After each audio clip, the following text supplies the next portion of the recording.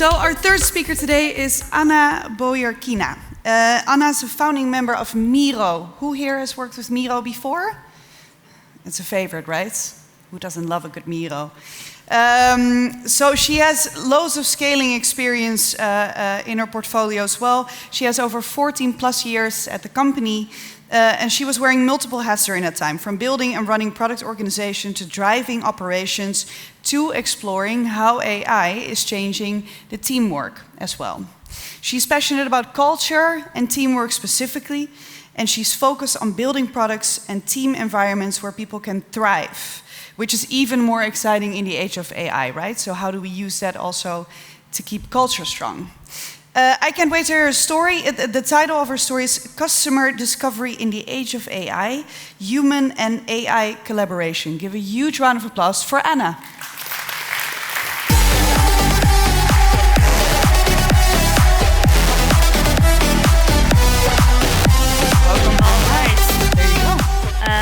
Hello, everybody. It's really great to be here. So, like, people told me that I should have fun. I will try to have fun and also to bring something useful. But actually, I just realized that this time for everybody who builds the company is probably one of the most exciting times in the last 10 years, 5 years for sure. And I have a little bit of nostalgia today when Nathan was talking about templates and how templates helped with Miro growth. So I can confirm, because exactly 10 years ago, in August in 2015, I was the person who was launching the first templates in Miro. And since then, it paid off.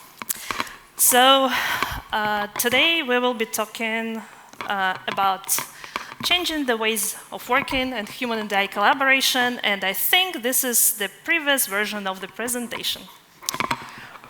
That's great. Can we change it? If no, let's improvise. So let me introduce myself once again. So I've been with Miro for the last 14 years, and most of the time I spent in product, and I was building a lot of foundations and a lot of scaling. And for the last several months, my main focus was on figuring out how the Miro offering is changing in enterprise world. What do we do? And I was, in the past 3 months, I was running pilots with the enterprise customers, trying to understand what is actually changing. Now it will be interesting. So let's talk about Miro a little bit to put things into the context. So Miro is on a mission to help teams to create the next big things. And throughout the journey, what we were doing is it started as a B2C company. And we made several pivots from B2C company to building B2B SaaS visual collaboration. And then last year we introduced Innovation Workspace, which was focused on AI and insights. And now we are doing something different again. And we are changing the way how we are positioning ourselves. We are changing the product for our customers. And this is what we call Innovation Workspace for Human and AI Collaboration. And it comes with the several challenges that we were going through, and the lessons I want to share with you are about those changes as well, and that can be useful. So, what we did, and probably you still, if you are using Miro, you know this as a whiteboard with the sticky notes, but actually, we are moving from a single product to a multi-product. Anybody who was on this journey knows that it's super hard. Also, we were moving from digital native to AI native product, and from digital native to AI native workforce. And all of this is with the customer in mind. So, and here I want to share a couple of tips that probably will be useful for you and that you can use too. So the first one is actually the foundational one. AI is changing not only how we do things, but what we do. And I think there were a couple of speakers who already mentioned that. So a year ago, I think we started to explore deeply what is the fundamental change between before AI era and after AI era, because we were trying to answer the question as we are building the collaboration product. What would be the role of the human? What would be the role of AI? And actually, it's applicable not only for your internal processes, but in the ways how you are building the product. So basically, this is a classic 2x2. But what it means, like, there are several ways how you can collaborate with AI or how you can build the product AI-based for your customers. So, and if the complexity and the human touch advantage is really, really high, so like the human leads. If the complexity is low and the human advantage is low, so you are basically automating things.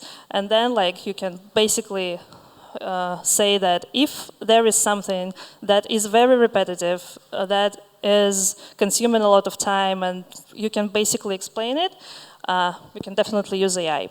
And another thing, another mental model for this, so like what it means, like the way how AI is progressing is going up. So basically all these lines will be moving towards more things that AI can do, so it's a moving target, but you can see that if there is a simple thing like that you can automate, that is less ambiguous and has low complexity, so you can do it today. And for instance, like here is the example, and we will share this presentation, of course, afterwards, of different jobs to be done that are within those categories. What it also means, it means that in this world, when we are talking about humans, these are the skills and traits that needs to be developed. And it's both for like internal transformation, for external transformations. And we internally apply this in this way. So basically, as I said, this is internal and this is external one. Also, what we noticed, like just working with a lot of customers and researching and reading through all of the things, that AI for individual productivity is not enough today, so we need to rethink the ways of working. And this is the research data, and I just can confirm that what we see internally is similar. So over the past years, I think like over the year even, the attitude to AI has changed a lot. So like I still remember those skeptical views on like, all right, so probably it's just another toy. No, it's not another toy. But in a lot of situations, there is a lot of data that AI for individual productivity is growing. However, when it comes to all the collaboration within the company, the utility of this is not that big. And partially it happens because of this reason. So basically the spaghetti you see like that, all the work is distributed across different tools, across different processes, and when we give the power to the individual AI, basically all the collective gains are diminishing. And what we see as the company, so given all this spaghetti and given all this like tooling, if you are providing the SaaS tool to the company, so probably it will be useful for you as well. So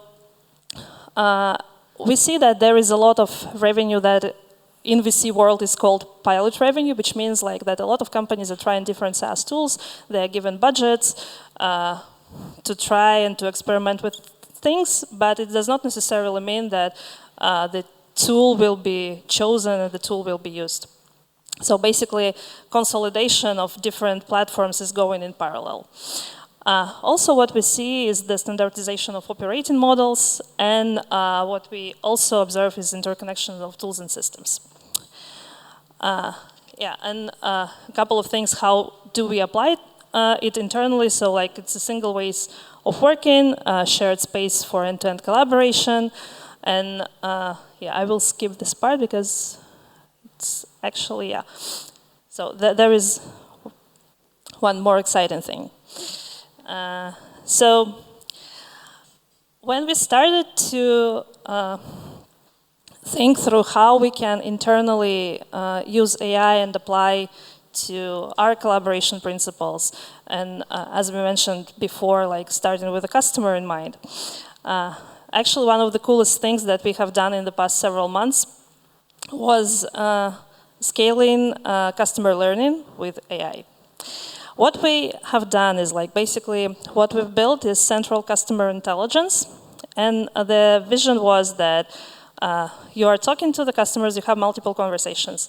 It fits the central bank of intelligence, and then you can use these learnings to apply to your customer decks, to messaging and positioning, and to do automated customer case studies, as well as doing feeding user feedback into product.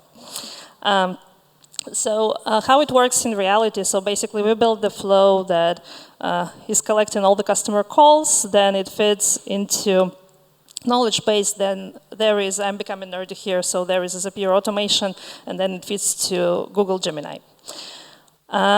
In reality, it helps us to shorten the time from like creating the first pitch deck to iterating on the pitch deck, like from, let's say, weeks to like couple of days if you are scaling actual customer conversations. But what's important here, and I think like we all talking about AI and that it's a magic bullet, silver bullet, which is not. So I think like the culture is the first thing that comes into play. So basically, what was the most challenging part is to change the habit of how you are working with your customer calls. So like you should ask if I may record, and you are recording basically everything, and you are documenting everything. And basically this was probably one of the hardest challenges. Then another thing is like it does not necessarily mean if you have all this data that you can extract insights. So there is actually usually a way of thinking, a way of like building the flow, and the way of asking the right questions and providing the judgment that will allow you to actually extract those insights. So, and in this case, the human is becoming not just like a person who is extracting data and asking a simple question, but actually like what we see and what we hear about a lot is like orchestration, thinking about the systems.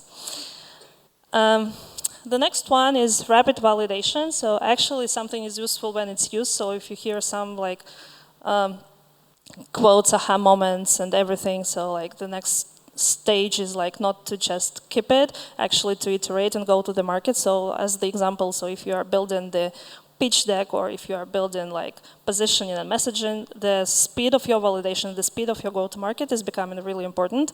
And we hear a lot that it's becoming very cheap to build the products, but actually the distribution models are like probably the next bottleneck. So, and in this case, it's the same. So, like, you can have a lot of insights, but actually, like, it does not mean anything until you give it to the market.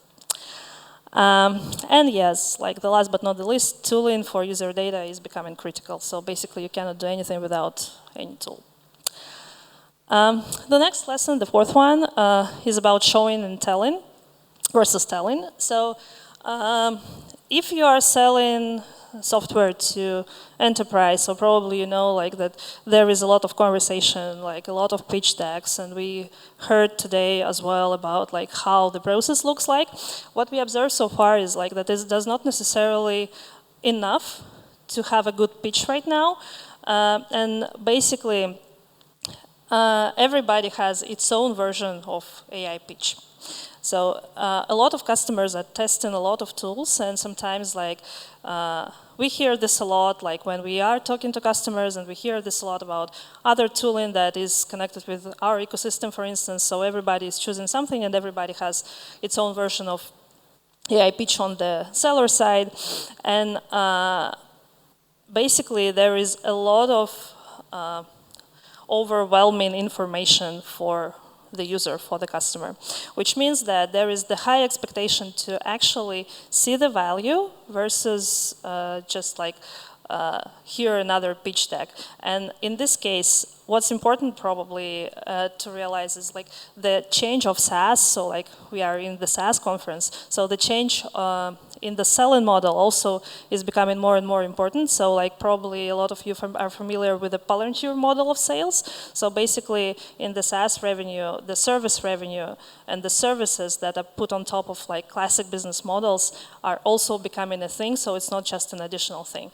And the reason is very simple, because like with all of this AI tooling, it's as useful as the context that is provided to this tool. And the context is usually living with different tools and data and with the ecosystem.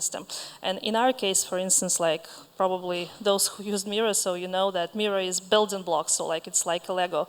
But actually, in order to get value out of this, and I have my dear colleague Fedo in the room who loves to say that we are not selling building blocks, like we are selling the castles. So we need to show how the castle look like for the customer, and for that reason, so like they actually, like people are people, humans are humans. Everybody has slightly different setup, slightly different process. So the faster you show the castle, the better it will be for the customer and for your business.